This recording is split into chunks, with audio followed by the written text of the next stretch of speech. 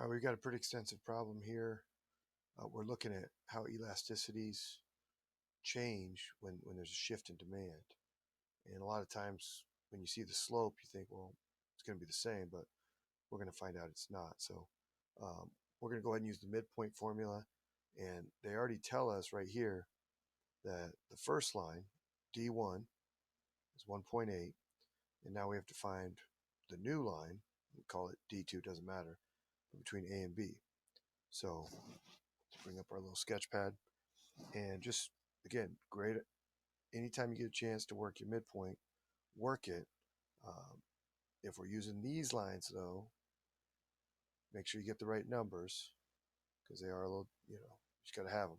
So we're looking at 20 and 50, change in quantity, 30, average or midpoint between the two, right there, 35.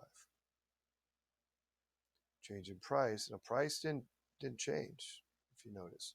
So it's still 2 and 1. So my change in price is 1, difference between 2 and 1. Average price 1.5. So we bring this up here and we can go from there. I always like to reduce, so I'm going to turn that into 6/7. 6 times 1.5 is 9 over 7. And we're left with 1 and 2/7. And if you want to turn it into metric, 1.2. I'm going to go with 8. I think I'm right. So let's get out of here. I use my calculator, so hopefully I'm right. Scroll down. 1.28. We're going to check our work.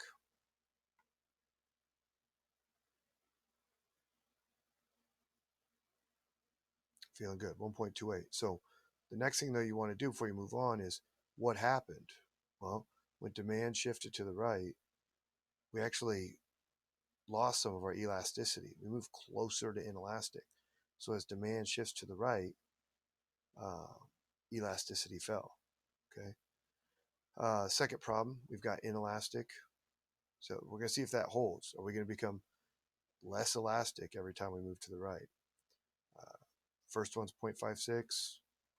Let's take this to our sketch and start plugging in numbers. Quantity change. It's pretty narrow. There it is. It's 20 and 30, so 10 is the change. Midpoint, right there, 25. Change in price, still 4 to 1, so 3. Average price, midpoint, 2.5. Okay. Flip the bottom and multiply. 2.5 over 3. Get rid of this now. Multiply. 2.5 times 10, 25. 3 times 25, 75. Well, that's pretty nice of them. 1 over 3, or 0.33.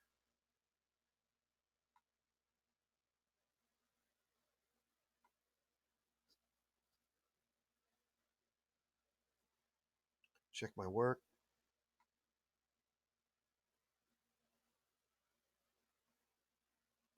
Another green check mark of joy. And so both times we see that when the line shifts to the right, our elasticity falls. And that's a nice little nugget to tuck away, that as demand increases, people become more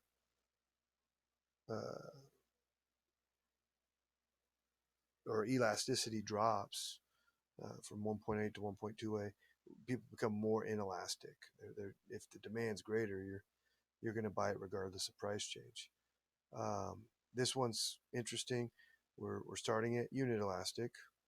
Now, before we said, well, it's just going to be unit elastic. You want to enter a 1 here and move on, but not so fast, because it's shifting to the right.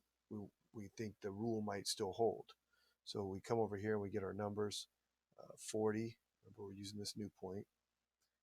We're using this point right here. There's 20. So my change is 20. Midpoint or average is 30. price went from 3 to 1 still. So that's 2 difference. Halfway there is 2. So we can reduce this to 1 if you want. 1, and then just get rid of it. So you're left with this number, 20 over 30, 2/3, 0.67.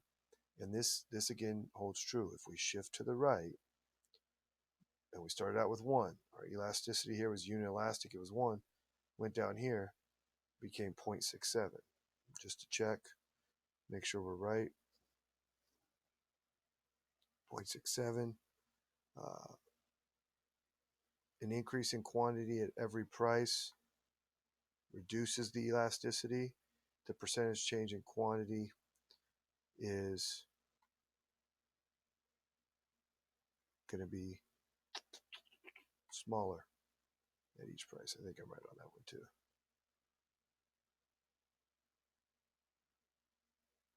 Yay, look at all those green check marks. Feel good about yourself.